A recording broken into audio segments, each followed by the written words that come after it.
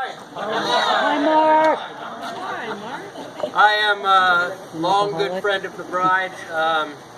Amy has been, I've been tarred with the label of Maiden of Honor.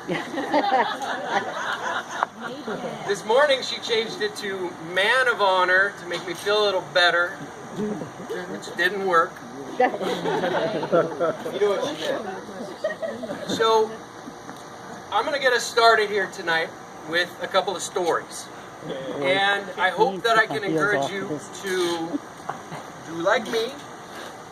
Grab your beverage, come up here, make an ass out of yourself. Tell us some stories.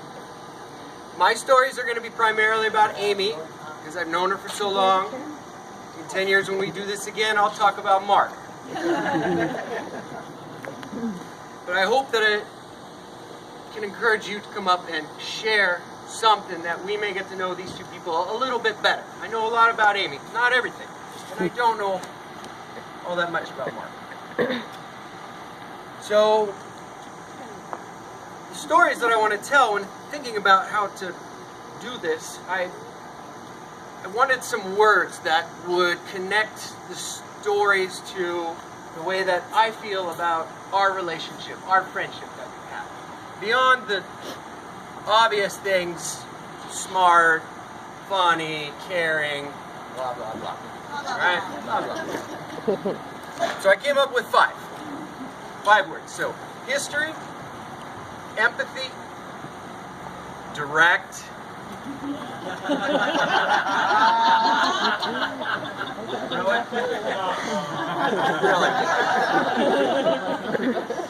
whatever,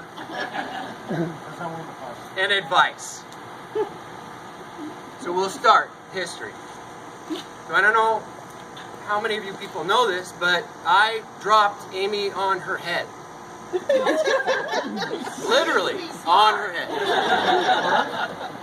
So I met Amy in 2000. She was a grad student at San Diego State, and I was taking graduate classes, and one night a bunch of us students decided that we're going to go out and go drinking. And we end up at Dick's Last Resort. You know you've had a successful night when you end up at Dick's Last Resort. That's awesome. And there was music, and there was dancing, and I'm not a good dancer, and when I'm drunk, I'm really not a good dancer. And Amy and I are dancing. We're dancing, and I go to dip her like this. That was a mistake, because I put her right down on her head. We have a lot of history.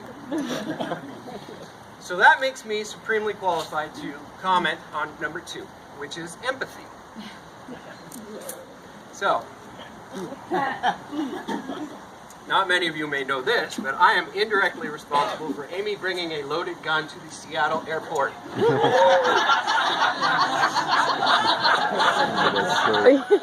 Right. I love you so much. That's hot. So, in 2001, I moved to the Puget Sound with my friend and mentor, and at the time, Amy's graduate advisor, Alex. And the plan was that Amy was going to come the following year and finish her PhD at the biotech company up in the Puget Sound. And so, as the date approaches, I call her up and I say, hey, come live with me. I've got a room in the place that I own up there, and it's, you come live with me, this will be fun. And she says, okay. And she tells me a little while later, I've got a gun. Are you okay with that? And I go, and it's not because I'm not okay with guns. I like guns, but at the time, I was remembering when I was 15 and put a 9mm slug through the roof of our family home.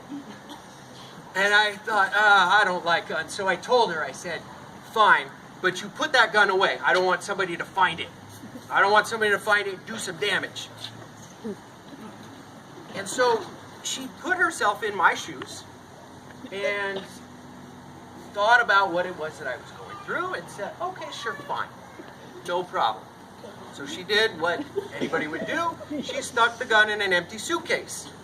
Oh, no. A couple years later, It made sense at the time.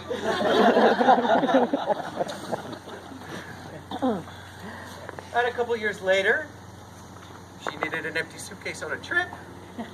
So she grabbed that suitcase and trundled on down to the SeaTac International Airport and checked that thing in. That's empathy. And I have never once been blamed for my indirect role, but my role in that. Never blamed for it. I have been blamed for other things, which brings me to my third point, which is direct. So during this same tenure up there in the Puget Sound, she comes into lab one morning. She sees me in the back. I see her. She trundles on over to me. She gets in front of me and she goes, blah, blah, blah, blah, this company, blah, blah, blah, blah. Alex said, blah, blah, blah, blah, don't you ever speak for me again. Turns around and trundles off. I'll tell you two things. Number one, I still to this day do not have a clue what it is that I did. Number two, since that day I have never spoken for anybody else. So we have a lot of history. She has a lot of empathy. She can be very direct, very well balanced with a certain amount of whatever.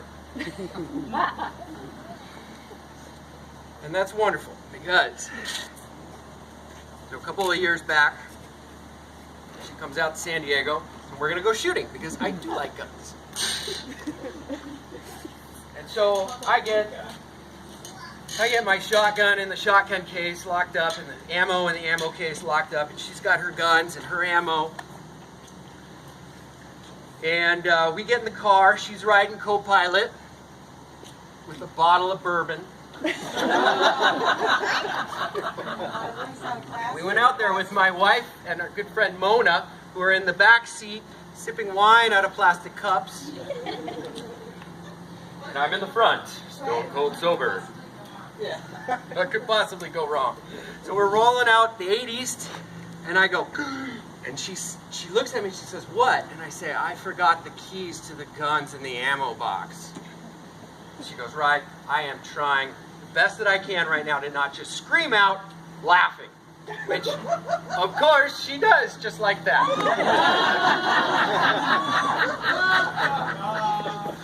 Which, of course, alerts the rest of the people in the back of the car to what a giant idiot I am.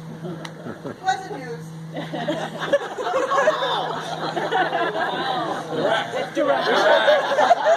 Correct. So, but whatever.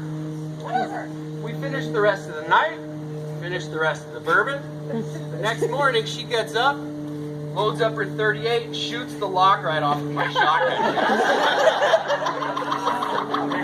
Direct. Empathy. So history and empathy and direct and whatever. It's a wonderful balance. Makes you wonderfully suited to give advice. To add on to that real quick, she's on a truck, but she's here with a lesson in gun safety. With her gun in her hand, loaded. Blah, blah, blah, blah. No. Yeah. I mean, you should not do that. No. Don't overserve witnesses. So, part of that's true. There's no story associated with this. There's just a lot of thanks. I can call her up at any time and say, hey, this is what's wrong with my monkey rodeo. She'll put everything that's going on in her monkey rodeo down and try to give me some advice about my monkey rodeo. Call her anytime, including several times before her own wedding.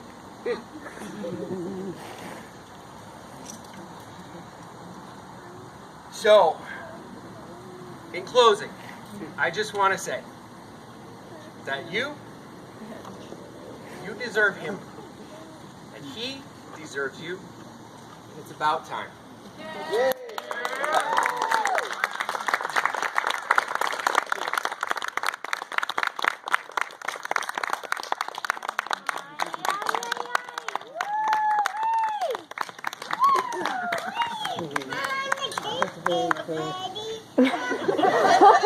Mark's family who haven't met me until tonight, I promise I have redeeming qualities.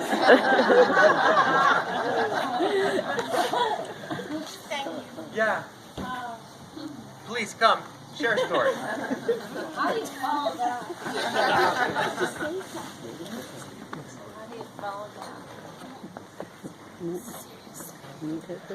Okay, I'm not gonna leave until somebody replaces me. You better start dancing then. You don't want to see that. Let's see it. Actually, Let's see I can it. show you how I dipped her. We can go into the pool. I like Oh, to no, learn no. from my mistakes, and you know, you're right. I never blamed you for going on my head. That was entirely my fault. Because you said, "Hey, come on, just trust me."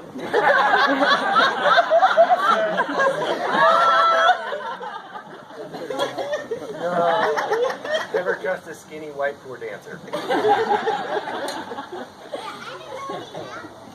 He wants to tell a story. Right?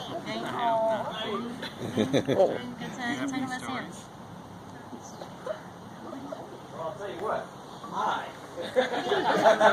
Let me jump up here. All right.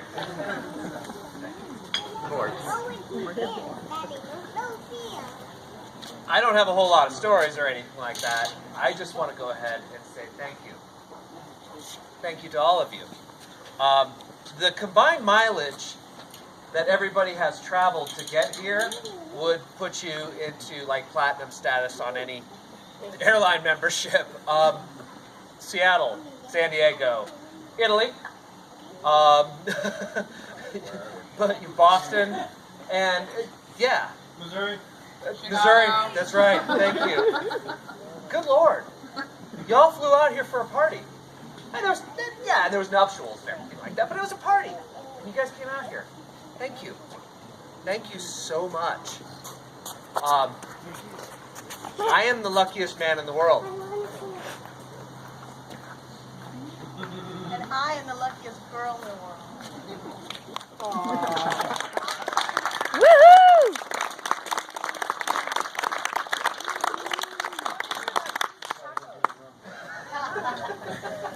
It's really like there was no damage done, but as teenagers, with unlimited spending money, on these long drives, and I can't believe I'm actually telling this story, Jennifer, we would occasionally, not often,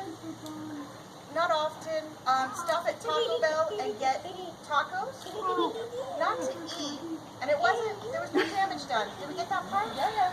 And the competition was, Nobody's recording this, right? right? I am now. Yep. The competition was if you could, whilst driving, throw the taco out to stick to a car. Really?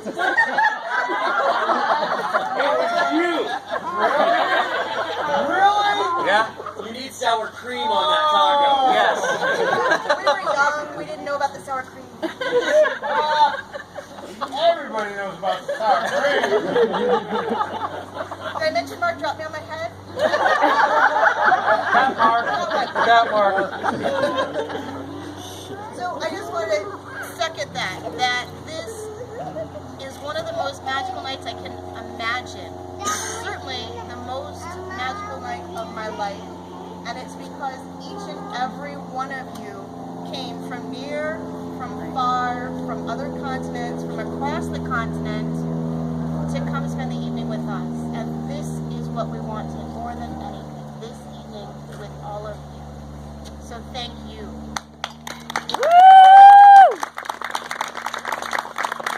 Also, Joe and Julie are staying out of it here, but thank you very much, Joe and Julie.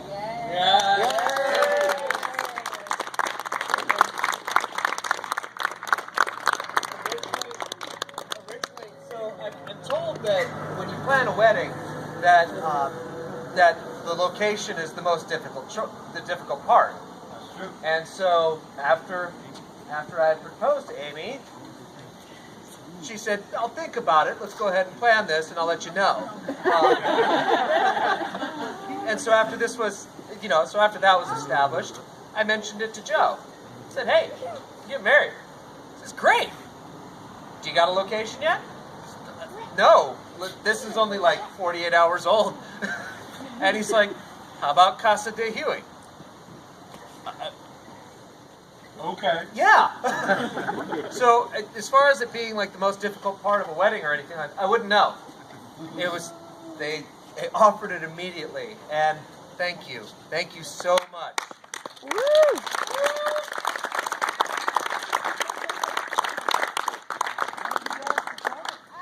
Say again?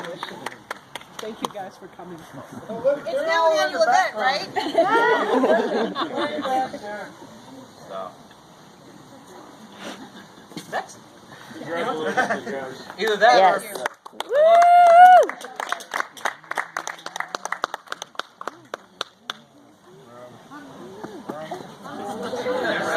Oh no, there's still too much beer to be drank. Come on. Yeah, that's how I got most of my start.